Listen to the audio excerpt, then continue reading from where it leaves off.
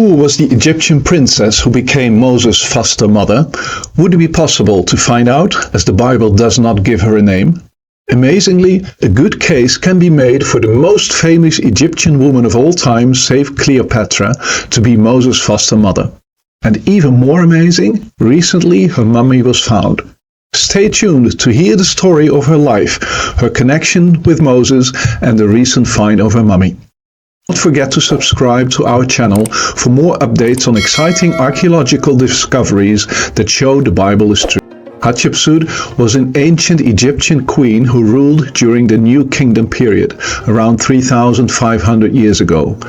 She is famous for, as a woman, being one of the most successful and powerful pharaohs in history. Pharaoh Hatshepsut ruled Egypt for over 20 years, during which time she oversaw many successful building projects, including the construction of a famous mortuary temple at Deir el-Bahari.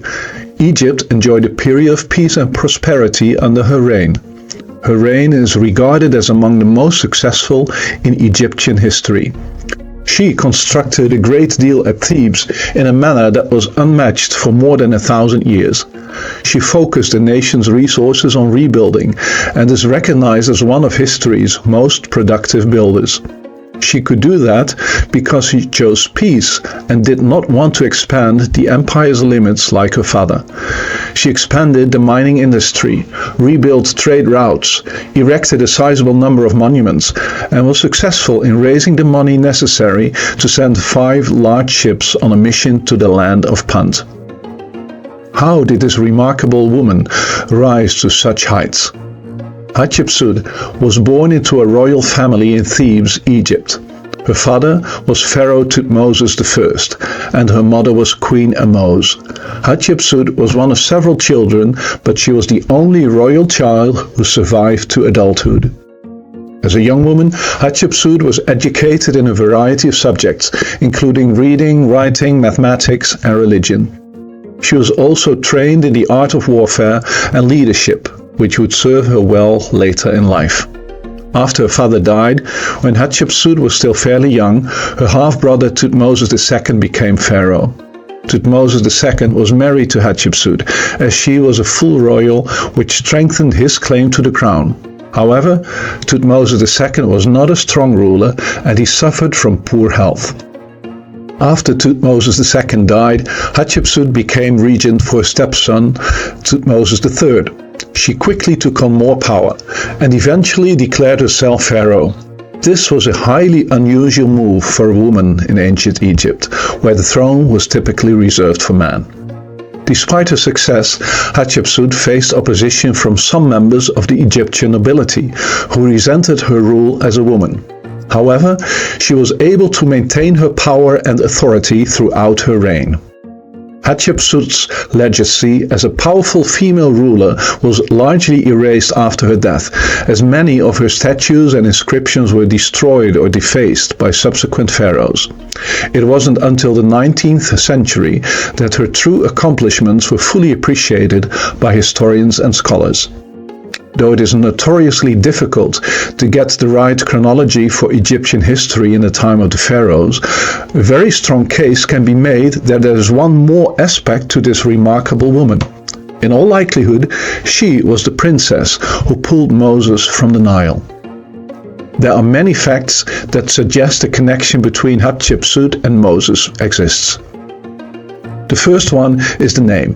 Hatshepsut was the daughter of Thutmose I, the wife of Thutmose II, and the stepmother of Thutmose III.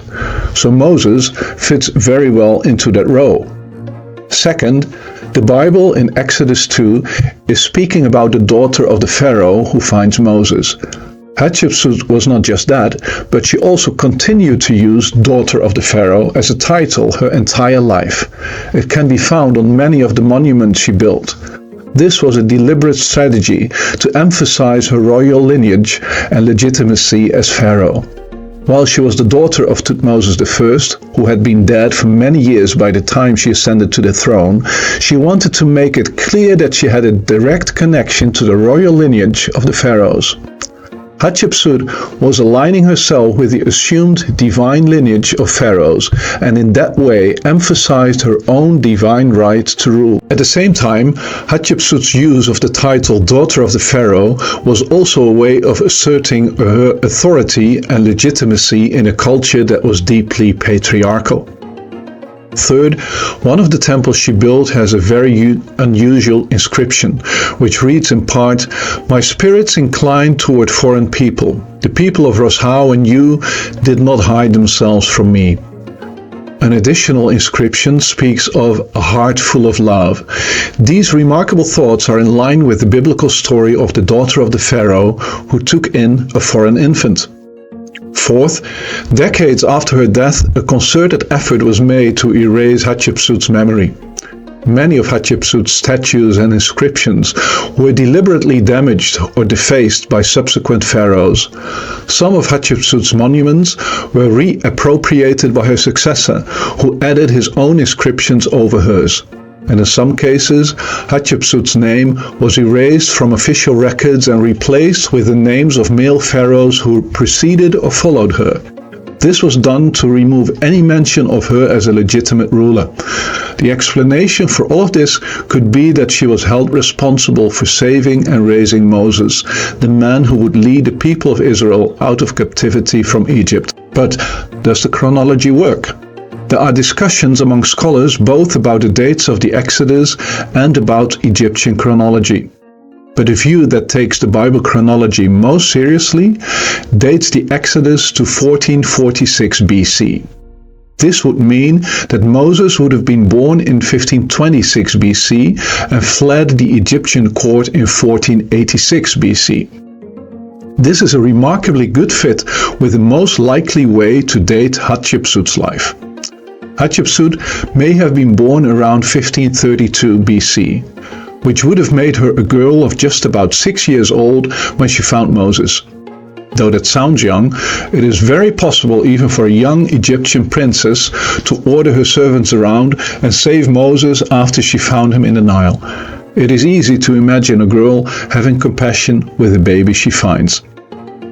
Hatshepsut later becomes regent and then pharaoh. She might even have hoped that her foster son Moses would become pharaoh rather than Thutmose III, the son of her late husband by a minor wife. But that does not happen. After Hatshepsut's death, Thutmose becomes pharaoh. Then Moses loses the protection Hatshepsut gave him and has to flee after defending the Hebrews. The Bible says in Exodus 2 that after many days the Pharaoh dies. And indeed, Thutmose III was one of the pharaohs with the longest reign in Egyptian history. So in all likelihood, Hatshepsut was the Egyptian princess who became Moses' foster mother, even though she was not much older than him. For a long time, Hatshepsut's memory largely disappeared from history, but in recent times, even her mummy was found. The discovery was made in 2007, more than 3,000 years after Hatshepsut's death, by a team of archaeologists led by Zahi Hawass, the former Minister of Antiquities in Egypt. The team discovered Hatshepsut's mummy in a small, nondescript tomb in the Valley of the Kings, where many of Egypt's pharaohs were buried. The tomb had been previously identified as belonging to a high-ranking official named Hatshepsut Merieter, but the team suspected that it might also contain Hatshepsut's mummy. The team conducted a series of tests, including DNA analysis and CT scans. The scan revealed that this mummy was an obese woman between the ages of 45 and 60 who had bad teeth. She also suffered from cancer, evidence of which can be seen in the pelvic region and the spine. In search of more clues, Zahi Hawass suggested a CT scanner be used to examine artifacts associated with the queen. One of those was a small wooden box that bore the cartouche, or royal seal of Hatshepsut, and contained a liver. Embalmers typically eviscerated the dead before embalming them, but preserved the organs in jars and boxes. The CT scan also revealed a tooth in the box. Mr. Hawass called in a dentist who studied the scans of the tooth and of several female mummies. Not only was the fat lady from KV60 missing a tooth, but the hole left behind and the type of tooth that was missing were an exact match for the loose one in the box, Mr. Hawass said. This was conclusive evidence that the mummy of Hatshepsut had been found. The mummy of Hatshepsut is now on display at the Egyptian Museum in Cairo, where it can be viewed by visitors from around the world. Moses' burial place has always remained unknown. But the remains of Princess and later Pharaoh Hatshepsut, the woman who rescued Moses from the Nile and helped train him in all the wisdom of the Egyptians, have been found.